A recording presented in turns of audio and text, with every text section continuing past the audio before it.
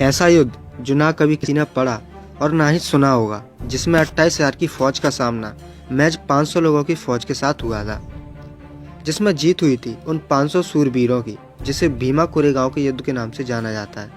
लेकिन भारतीय जातिवादी इतिहासकारों ने इस युद्ध और उन 500 सूरवीरों की वीरता को कहीं भी स्थान नहीं दिया, क्योंकि ये 500 लोग, ये 500 सैनिक जाति से अछूत और महार थे, जिन्होंने अपनी आज़ादी के लिए उन 28,000 पेशवाओं की पेशवाई खत्म कर दी थी। आइए जानते हैं 500 महार सैनिक और भीमा कोरेगांव के इतिहास के बारे में।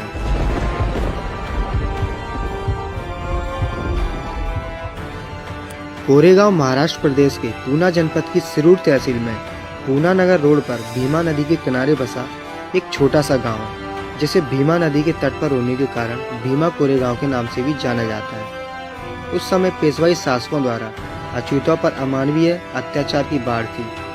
इनके शासनकाल में कोई ब्राह्मण यदि सड़क पर चल रहा है तो उस रास्ते पर अछूतों को चलने की मनाही थी, ताकि उनकी छाया से वे भ्रष्ट न हो जाएं।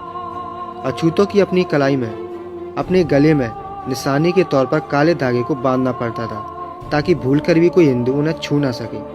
उन्हें आदेश था कि वे अपनी कमर में झाड़ू बांधें, ताकि चलने से भूमि पर उनके निशान न रह जाएं और ब्राह्मण उन पथ पर चलने से अपवित्र न हो जाए। उन्हें गले में हांडी टांगनी पड़ती थी, ताकि अगर उन्हें थूकना हो तो वो जमीन पर ना थूक कर उस हांडी में थूकें, ताकि उनके थूक पर किसी हिंदू या ब्राह्मण का पांव ना पड़ जाए और वह अपवित्र न हो जाए। पेशवाओं के इन घोर अत्याचार और शोषण के कारण उन महारों और अछूतों के अंदर ही अंदर असंतोष व्याप्त था।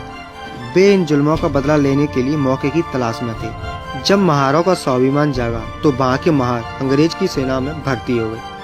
अंग्रेज अपनी सत्ता को स्थापित करना चाह रहे थे, तो उन्हें महार जाति का सहारा लेना पड़ा, क्योंकि महार कद काठी में दमदार और निडर थे। अंग्रेजों की नज़र पेशवाओं की सल्तनत पर थी, इसलिए अंग्रेज अपनी सेना के साथ पूना से निकल चुके थे।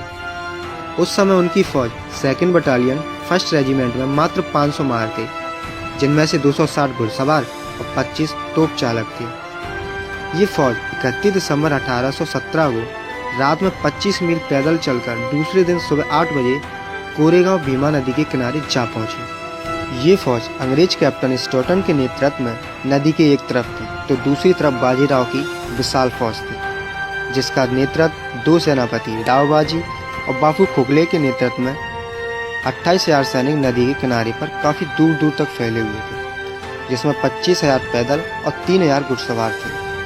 सुबह 9 बजे युद्ध शुरू हुआ। कैप्टन स्टोटन ने पेशवाओं की विशाल सेना को देखते हुए अपनी सेना को पीछे हटने का आदेश दिया।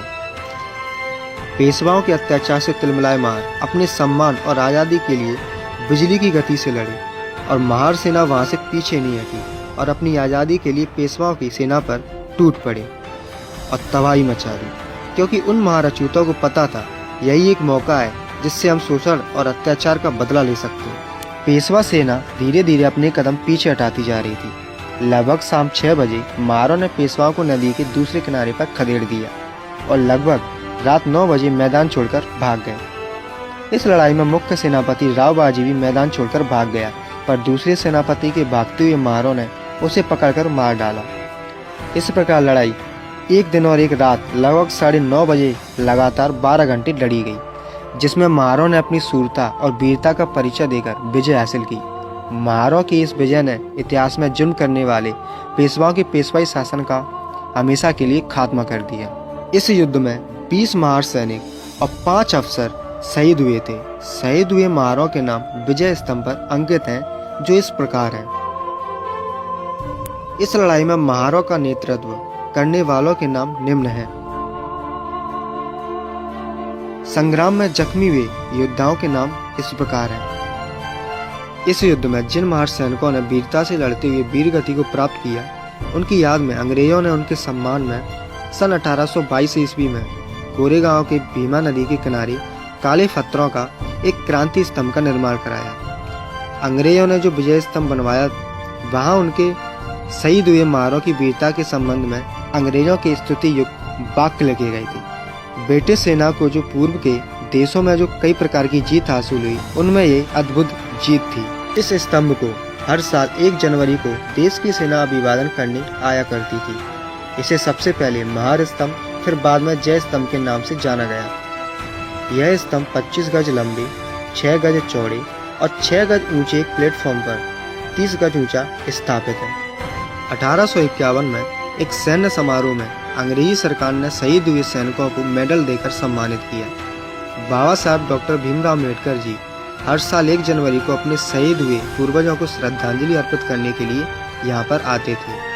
आज भी इस पवित्र स्मारक पर लाखों की संख्या में लोग अपने पूर्वजों को श्रद्धा सुमन अर्पित करने आते हैं।